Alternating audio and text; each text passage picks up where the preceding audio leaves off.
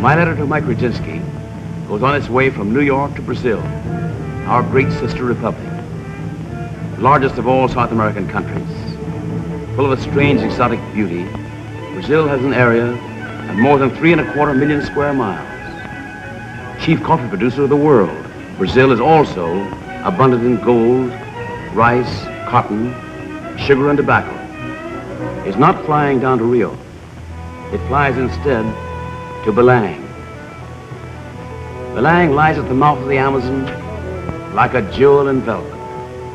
The city is bound on one side by the jungle, on another by the sea, and on a third by the Amazon itself. The sea and the river slash at the borders of the town like knives, and the jungle, fierce as any wild animal, forever raids its boundaries. Jim and Clyde, dressed for the jungle, carrying long machetes, meet Mike the next morning. Jim is anxious to get going, while Clyde secures a permit from the authorities to visit Jacare land in the far interior.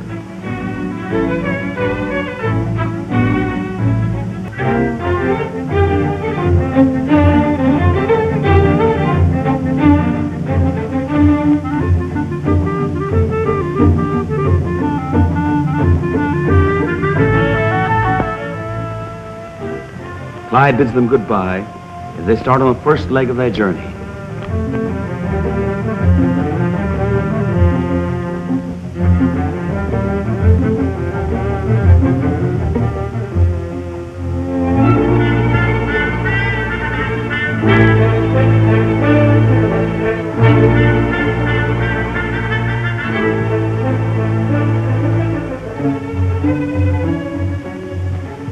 Having come as far as the station wagon can carry them, they transfer to an ox cart, drawn by an Indian bullock. Many years ago, the Brazilian government imported these cattle from India and bred them for labor in the fields. The bullock is able to draw many times his own weight. The cart is loaded by native boys.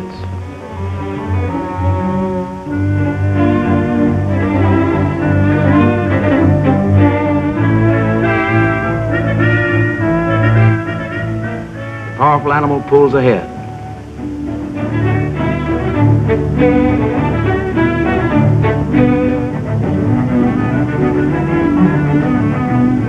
Mike's gun is at ready. Like Jim and myself, Mike never kills for the mere sake of killing, but he knows that in the jungle, you never can tell when death may leap from the underbrush or drop from the trees. He knows that it is necessary to be on the alert in order to remain alive.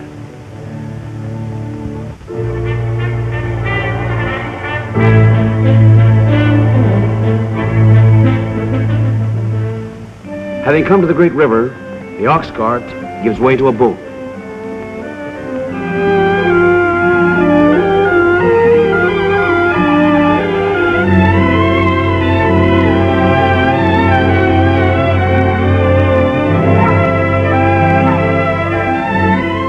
They move up the sweep of the river, in whose currents many an adventurer has perished.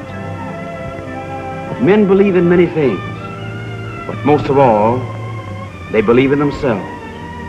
And that, perhaps, is why man has become Lord of the earth and all it contains.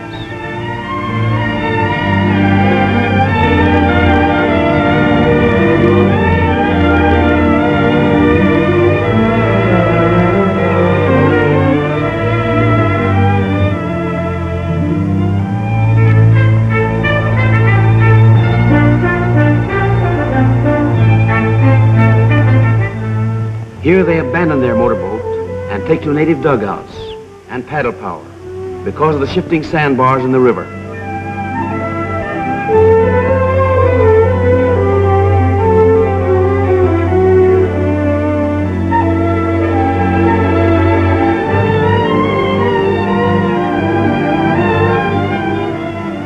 Jim, of course, is excited over the great variety of bird life. Even Mike, to whom this trip is something of an old story, feels his pulse quicken. A rare crested blue heron alights, and egrets are everywhere. The plumage of these rare and beautiful birds is protected by government decree.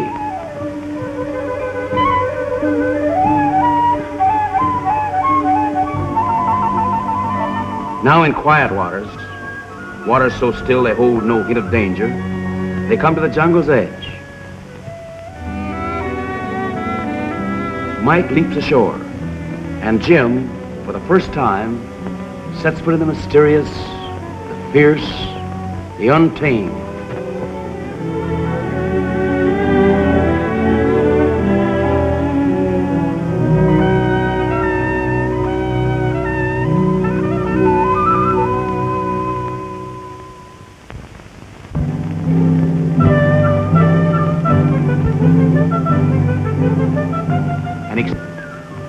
Guided by Mike, he has found the jungle overpowering in interest, and already he has accumulated a sizable collection of small animals and a few birds. As he returns to camp with Mike from a brief expedition into the underbrush, the native boys are preparing a meal. A man develops a good appetite in the jungle, and he needs his 3 square meals a day with plenty of vitamins. Here are a couple of Jimmy's catches, already accustomed to captivity. Jim and Mike sit down and the native boys serve them. They will eat farina, made from mandioca root, and various meats roasted on skewers and spits. The food is wholesome, healthy, and sustaining. And eating outdoors, as every Boy Scout knows, always seems better than eating in stuffy rooms.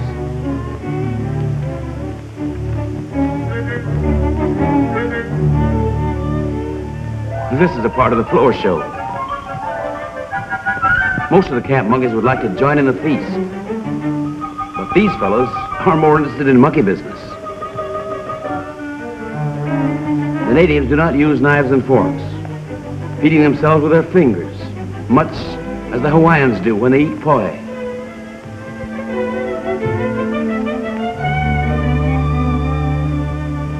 Wilbur, a woolly monkey, has become the camp pet, and he's philosopher enough not to mind his chain. Mike and Jim, you'll observe, haven't yet acquired the hand-to-mouth technique.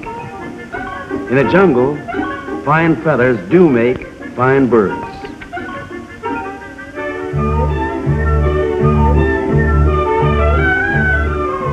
A native boy feeds a monkey.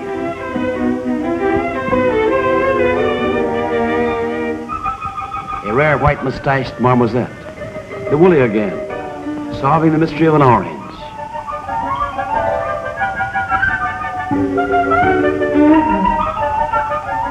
What Wilbur lacks in manners, he makes up in enthusiastic appetite.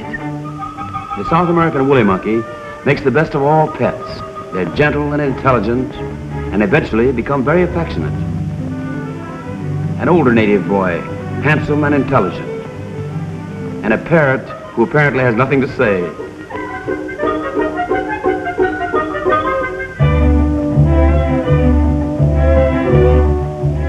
As the boys finish their meal, Jim and Mike, in a hurry to get back into the jungle, prepare to set out once more.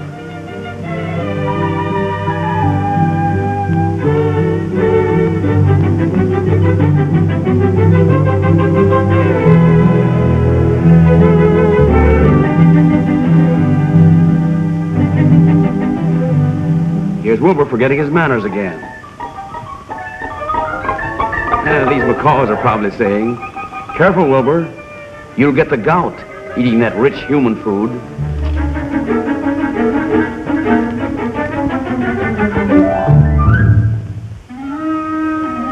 A young boa constrictor, but not too young to be dangerous. He's got it.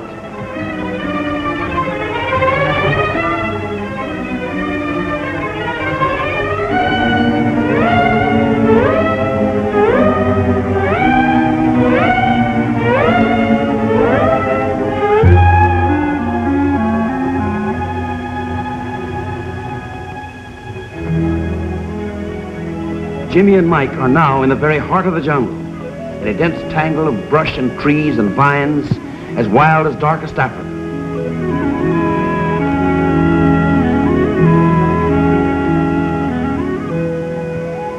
A family of tapirs browsing.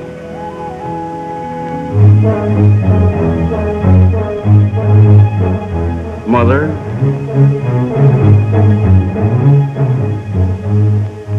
baby, and father. Another Wooly, perhaps one of Wilbur's cousins. He'll scream a cry of warning to the tapers if Jim and Mike get too close.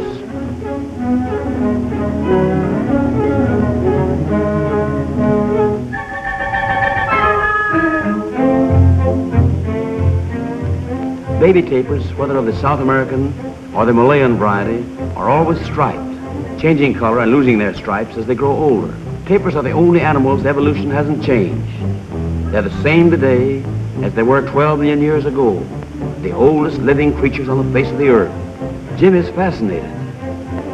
He'd like to capture this fine group, but he knows the Brazilian government protects the tapir.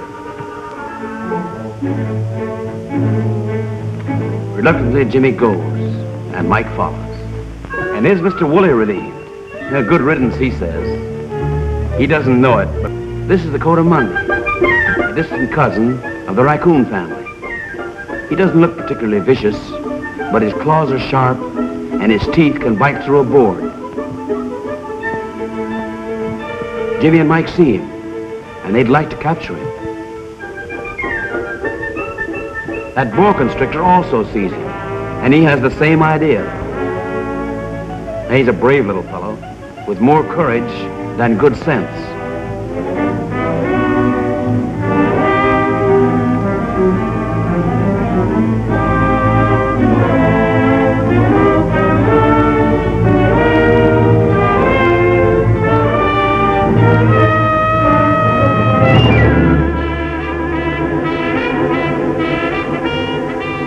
Well, they saved him, and just in time.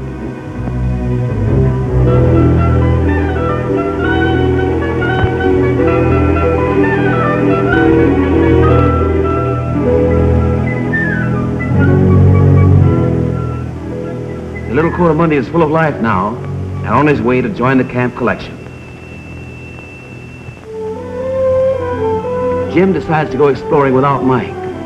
Up the Amazon he goes, past trees and vines and foliage woven by nature into strange and beautiful patterns and designs. This is the jungle, as yet unconquered by mankind. As he paddles along with a native boy, he sees a harpy eagle. This beautiful bird is one of the rarest of its kind.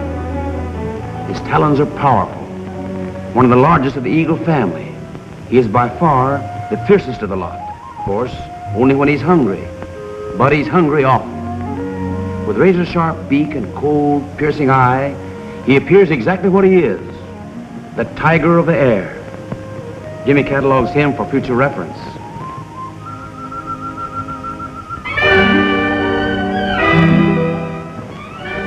King vultures, the jackals of the air, roosting high on a tree. His Majesty in person. How only a queen vulture could fall in love with a face like that.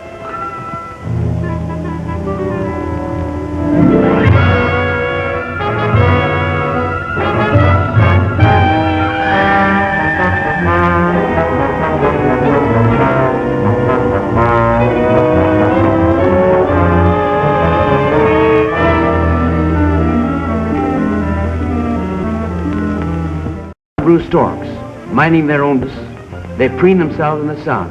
They're beautiful, as all wild birds are.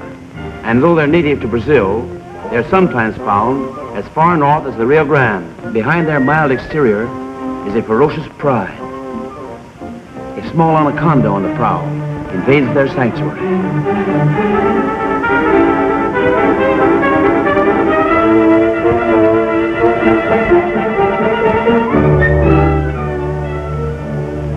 Another anaconda will never grow up.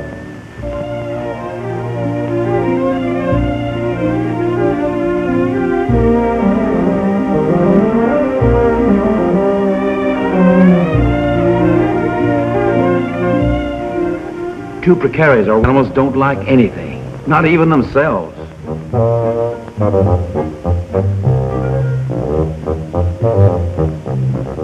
They start fighting, probably because they've got nothing else to do.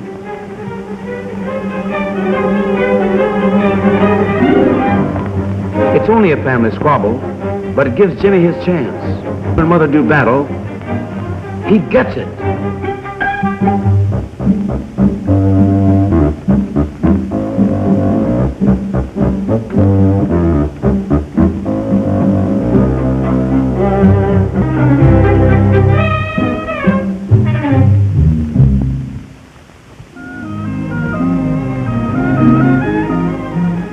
In the jungle next day, Jim and Mike catch sight of a curious creature, a giant anteater, one of nature's oddities. Like nearly everything else in the jungle, as he invades the privacy of another anteater's home. This is the lady of the house, with her baby on her back. The fur of the giant anteater and nature's camouflage blends the animal with the surrounding foliage. Jim is all for making a quick capture, but wise old Mike suggests they take their time, for there may be a fight. And when it's over, both animals may be easily caught. Sure enough, as the mother moves away, the head of the family, old Snazola himself, comes out to meet the intruder. Harmless as the anteater appears to be, he has a strong, cat-like set of claws, nearly an inch long.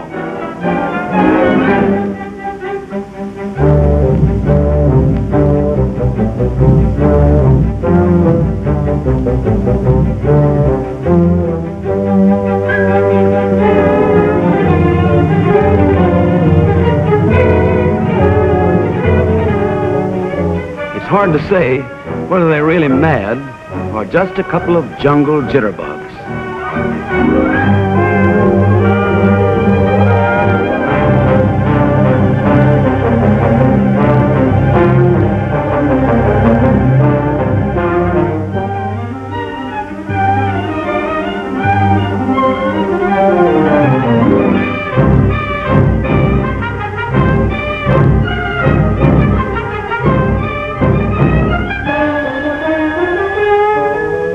It's a draw.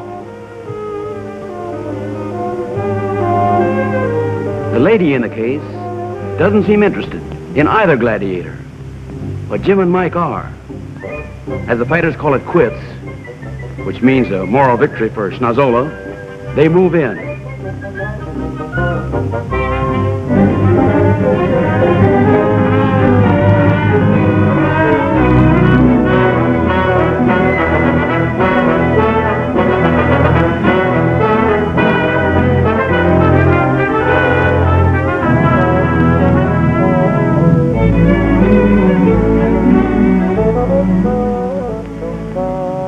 The two men head for camp and are joined by the boys.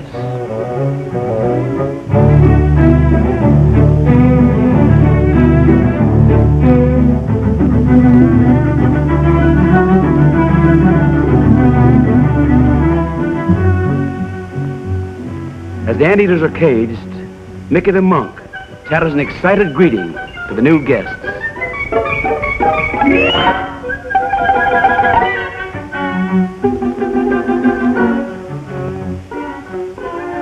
Feeling the need of jungle refreshment, Mike and a native boy start out after coconuts. The milk of the coconut is the finest and safest drink in the jungle. Taking a green palm leaf, the boy weaves a rope, which he makes into a hobble.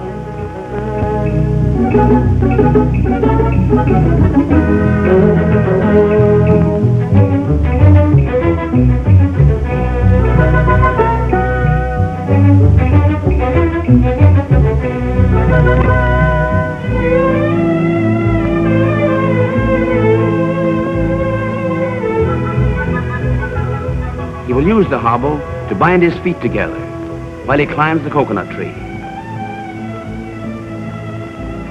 Up he goes, the hobble making it easy for him to grip the tree trunk firmly, a jungle telephone lineman with only a palm leaf rope to keep him from falling.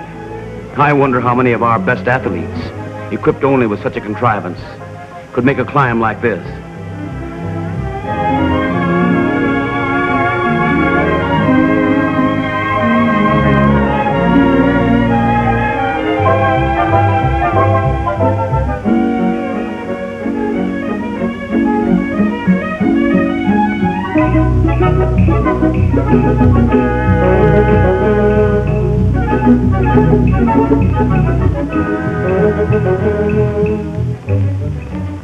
Down come the coconuts.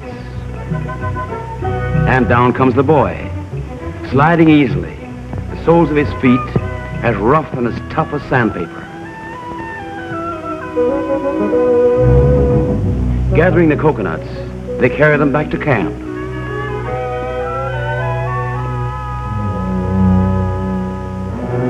This is a water buffalo. He's not a native of Brazil. Like the Indian bullock, he was brought to Brazil many years ago and now runs wild in the jungle. He looks peaceful enough, but behind that placid exterior is a fighting heart and a bad disposition. Jim and one of the boys discover him emerging from an afternoon siesta in the muddy waters of a swamp.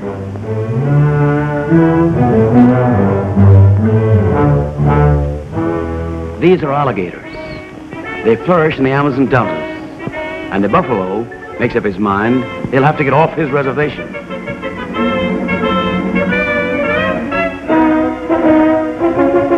Scram, he said.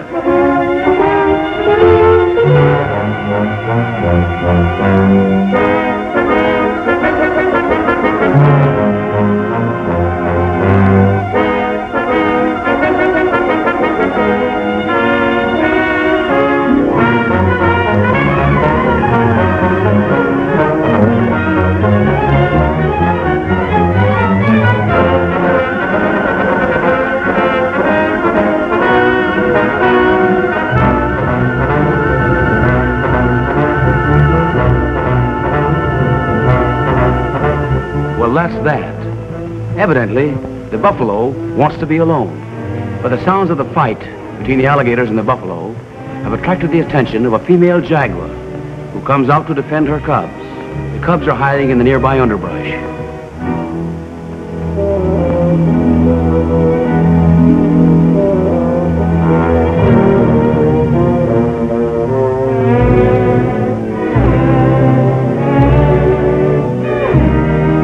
He's a selfish fellow. Wants the entire jungle to himself.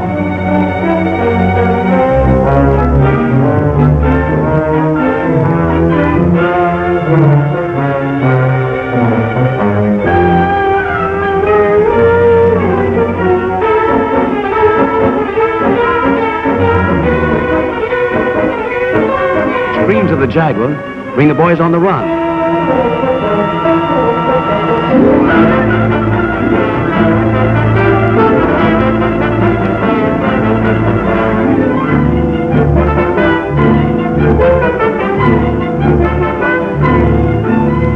It looks as if the jaguar has had enough.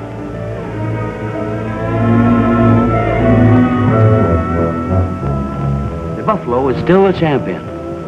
Back he goes to his corner. If he had a portable microphone, he'd probably say, "Hello, Ma, I done swell."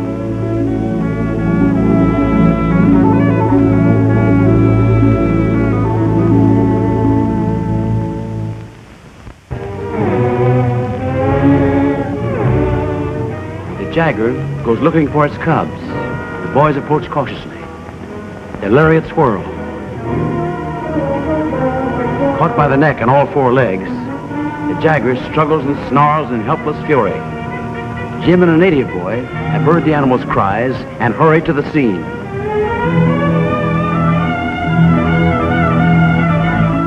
Spread-eagled and a little weary from its fight with the buffalo, the jaguar is all trussed up with only one place to go, the camp.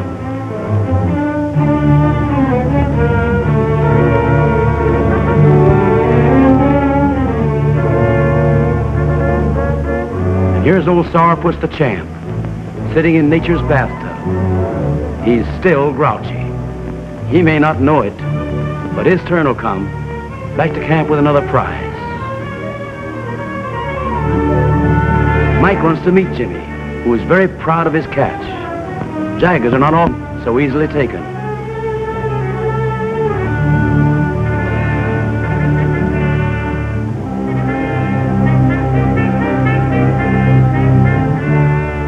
Mickey the monk greets the new arrival with a Brazilian equivalent of a Bronx cheer. into a nice, clean cage the jaguar goes, to be cared for by human hands. But the boys are careful of those claws and teeth.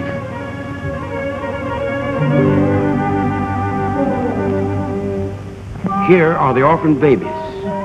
Jim and Mike returned to search for them, but did not succeed in catching them until late that night. The black one is a very rare specimen. The ratio of black jaguars is only about 1 in 10,000. After a job like that, a drink is in order. With his machete, Mike slices a coconut. The coconut is an example of nature's form of insulated refrigeration, exposed to the hot tropical sun of 120 degrees or more. The green husk, which covers the hard shell of the coconut, keeps the milk inside as cool as if it had just come out of an icebox. Wilbur bides his time, his eye on Jimmy and the coconut.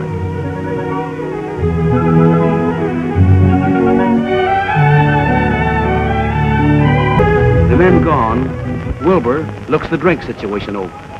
He decides to have a few on the house. He drinks monkey fashion, cupping the milk in his hands and having the time of his life. The monkeys can do a lot of things that men can do, but they can't open a coconut.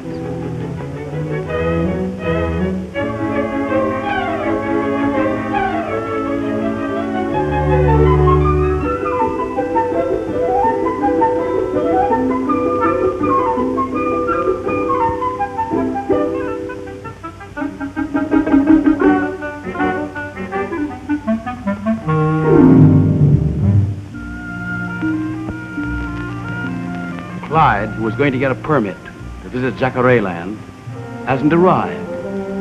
Something may have happened to him. Mike decides to make a trip to the nearest village where he can send a message to Belang.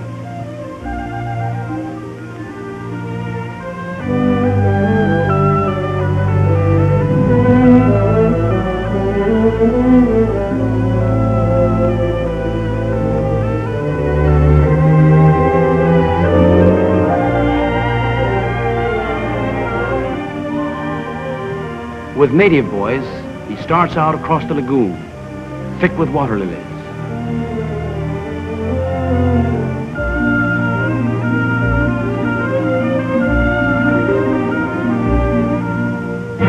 And in a tree, the anaconda waits, the devil himself.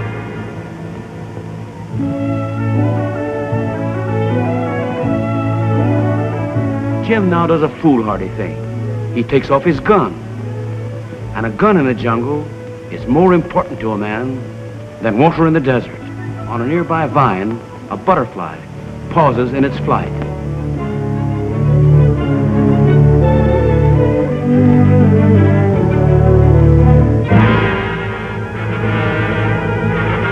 The serpent coils and waits. Jim comes through the vines unsuspecting, nearer and nearer to the deadly coils.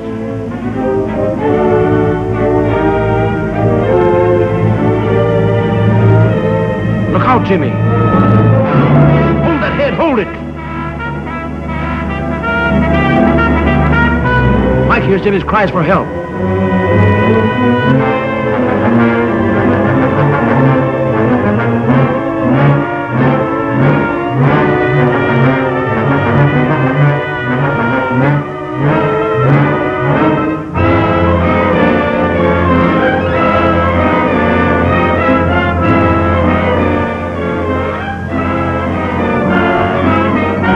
Jim is black in the face, almost done for.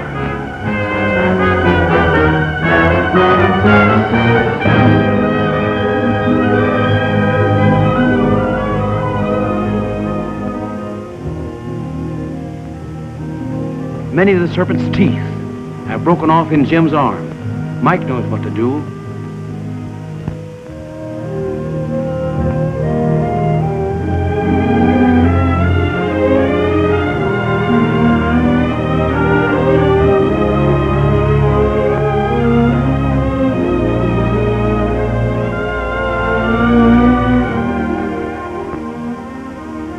Pretty close shave. Few men have been caught in the coils of an anaconda and lived to tell about it.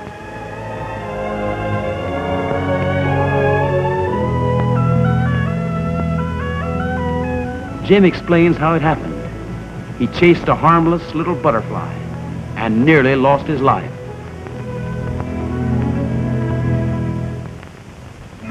Graceful, sweeping roots above ground are indigenous to all jungle countries, and this one is a particularly fine specimen. Its bare trunk is topped by wide branches in which we find a black, white, and yellow toucan, whose beauty is offset by a regular Jimmy Durante beak. He'd be in a bad way if he ever developed sinus trouble.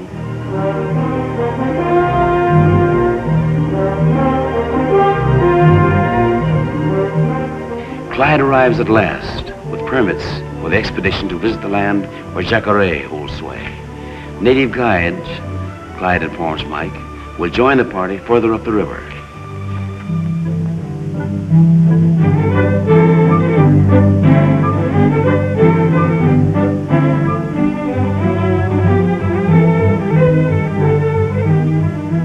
As the party moves on, Jimmy sees something in a tree and decides to take a closer look. Two crab-eating raccoons, cute little fellows with needle-like teeth, take a bird's-eye view of the world. Mike and Clyde watch while Jimmy does a little single-handed animal catching. And they do a little jungle necking, unaware of the approaching man.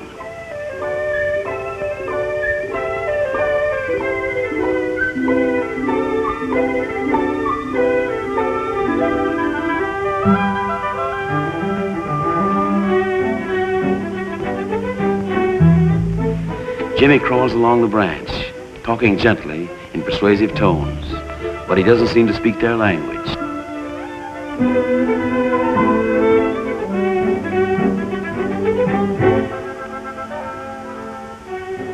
Closer and closer he comes, and then he attacks from the rear. The raccoons hadn't counted on that. Dumb animals are really not dumb at all, but man can usually outsmart all of them.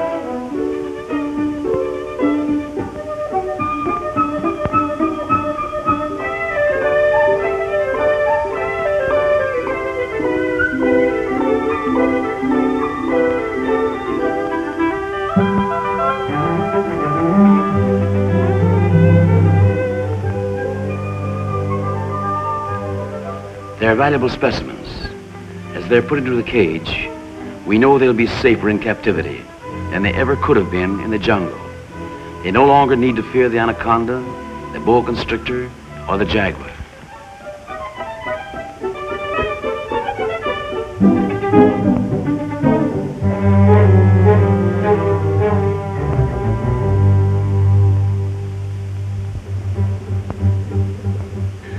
The South American armadillo is nature's conception of an army tank in miniature. Consciously or unconsciously, humanity imitates nature, of which it is a part. Submarines are like whales. Planes, of course, are like birds. And when Da Vinci, the great painter and inventor, designed the first tank centuries ago, he may well have drawn his inspiration from the armadillo.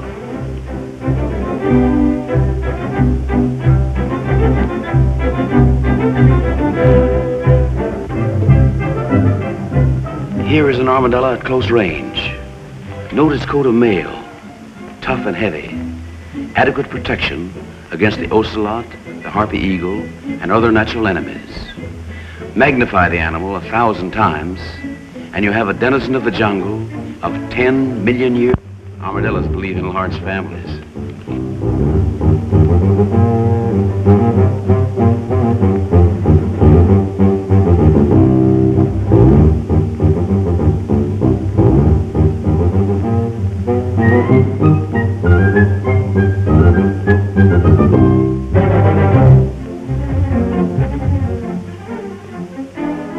The largest rodent in the world is the South American capybara. These are young ones, though they look something like guinea pigs. When they're full grown, they often reach a length of 4 feet, and being rodents, are sometimes referred to as giant rats.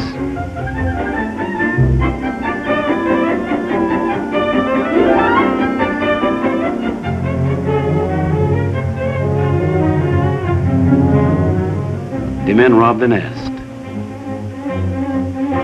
Here comes the mother. She's anything but handsome to the human eye. Jim throws a rope, but misses.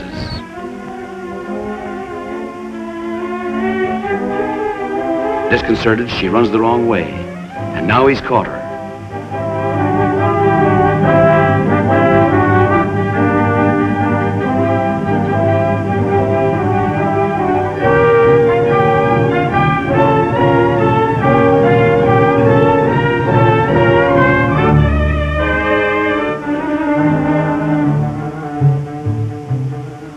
The rope is knotted in such a manner as to prevent the animal from strangling.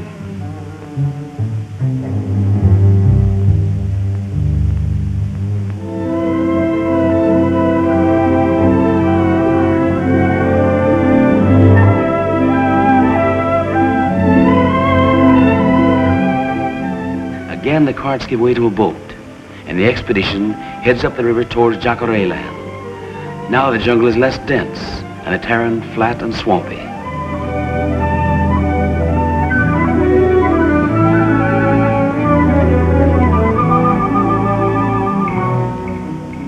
Guides have enough water.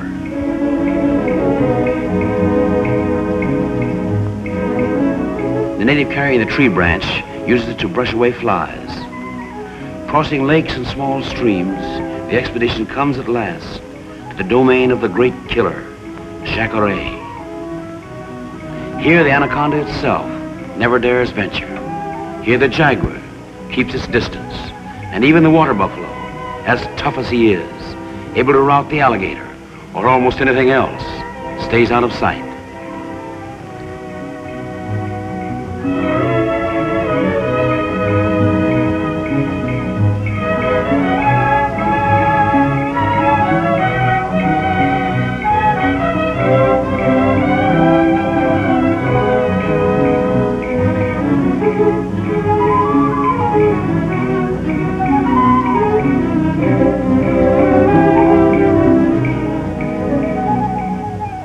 Across the last lagoon, and the horses are led away.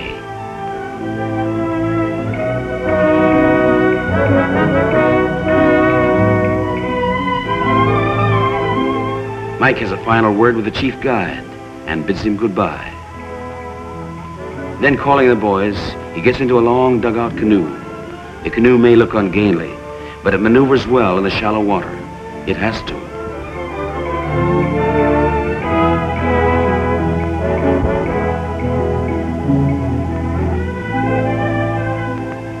Chief guide, as a mark of friendship for these North Americans, lends his high-powered rifle to Clyde. In an emergency, you can't defend yourself against Jacare with a pop gun.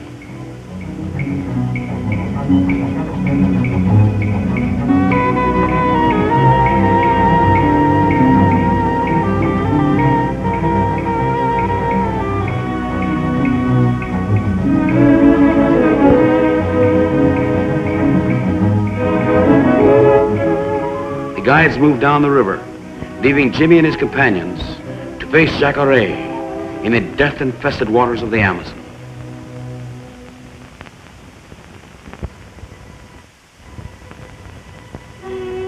This is Jacare land, and there, lying in the mud and slime of the riverbank, is Jacare.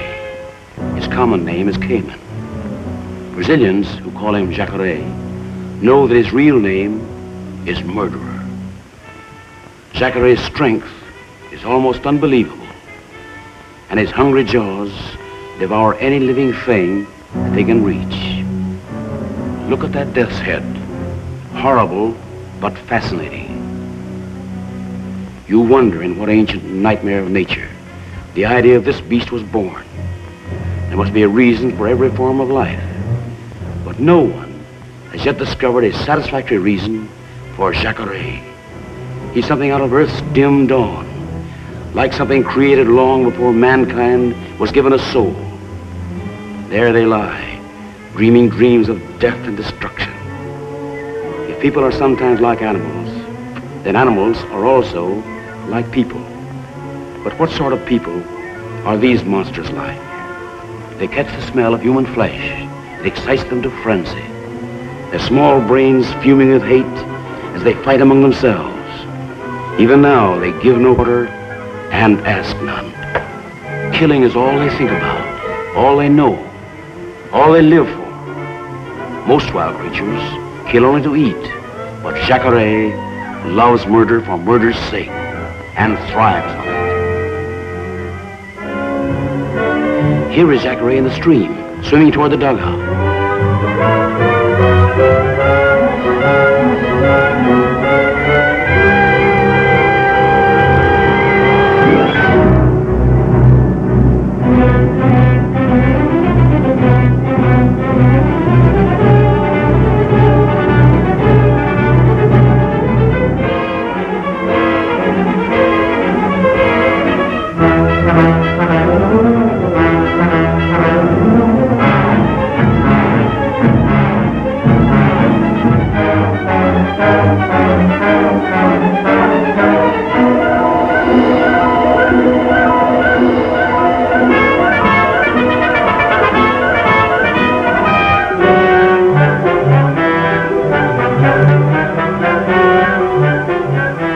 Another swims to the attack.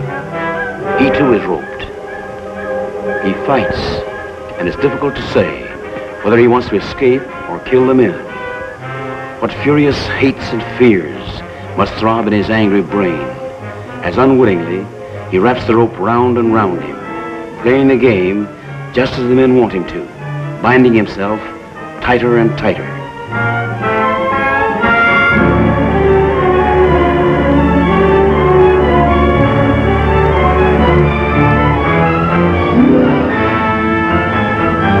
The monster is hauled in, thrashing and twisting, angry and defiant.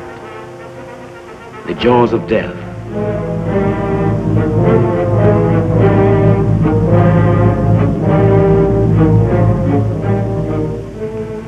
They clamp those jaws shut with a stick and tie them securely. And now you see a strange thing. The boy presses the monster's eyelids with his fingers, and Jacare is helpless.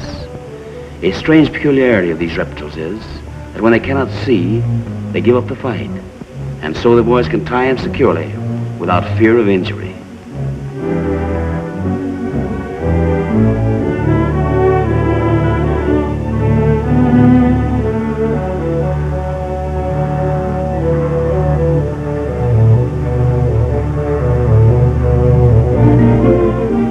Jacare's weight is immense, up to half a ton, and his tail is a weapon as well as a rudder, almost as dangerous as his teeth.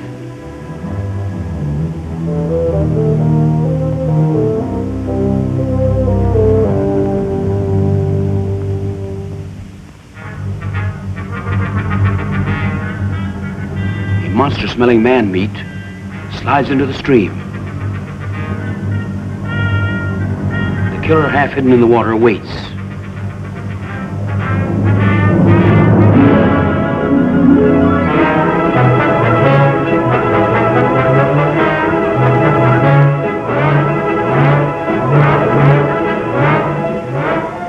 Clyde dare not fire. He might hit Jimmy.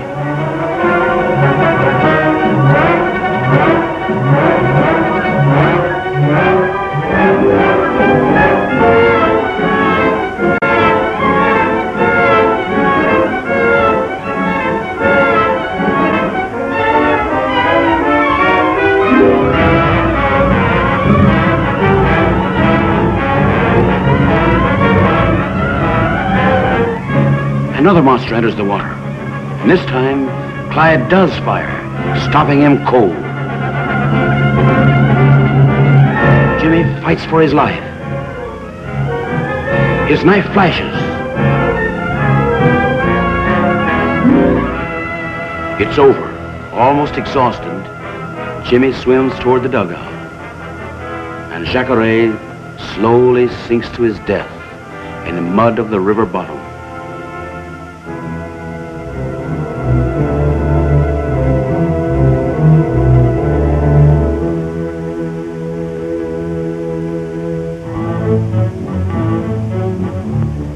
With the captured monsters, the boat goes on its way. There they are, killers of the Amazon, who will kill no more. And with them, is Jimmy, who faced Jacare in his native element, fought him to the death, and lived to tell the tale.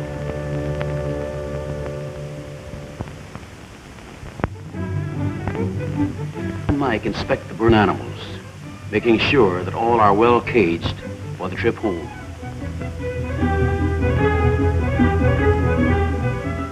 Mickey the monk playing a jungle serenade on a slice of watermelon. It's a remarkable thing. Watermelon and corn on the cob are two kinds of food, including monkeys. Mickey does a few tricks on the bar while he eats, proving his versatility.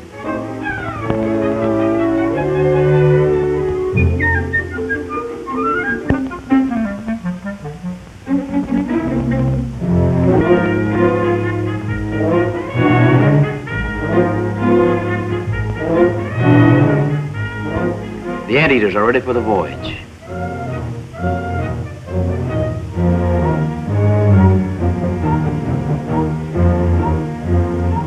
Here is an old...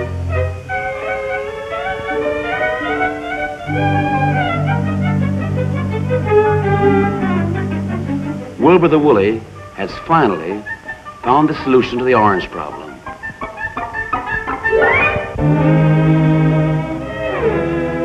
Here's the jaguar which fought so valiantly against the water buffalo in defense of its cubs.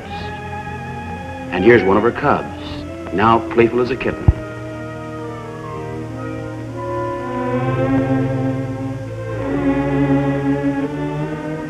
Here's the rare and beautiful black one. They've been tamed through Jimmy's gentleness and care. His kindness has won them over. Even in the jungle, kindness pays dividends. And now the adventurers leave the wilds and push downstream toward civilization. But only creatures of the wild can live in the wilds forever.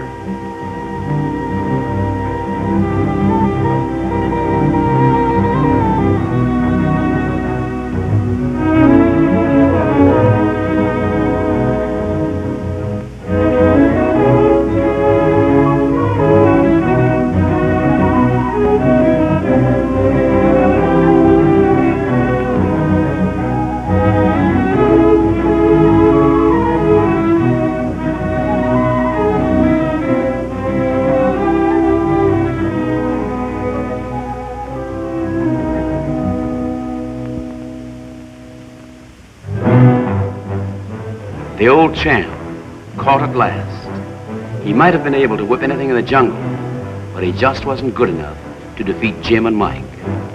Onto the boat he's hoisted. No more wallowing in muddy waters. No more challenging the world. He's headed for a nice, clean, comfortable zoo now, where he'll dream the hours away, thinking of his victories.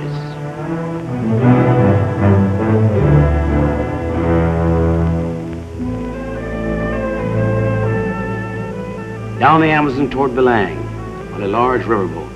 Jim, Mike, Clyde, and the animals. A gray sail in the sunset. And Belang again, where the men go ashore and the animals are transferred from a riverboat to a steamer.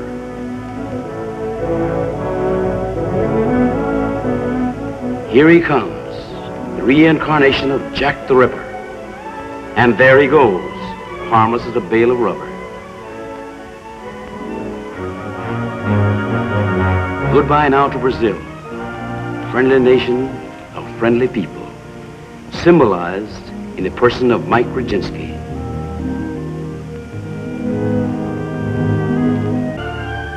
Mike waves from the dock as Jim's ship pulls out. And Jimmy, you may be sure, leaves regretfully.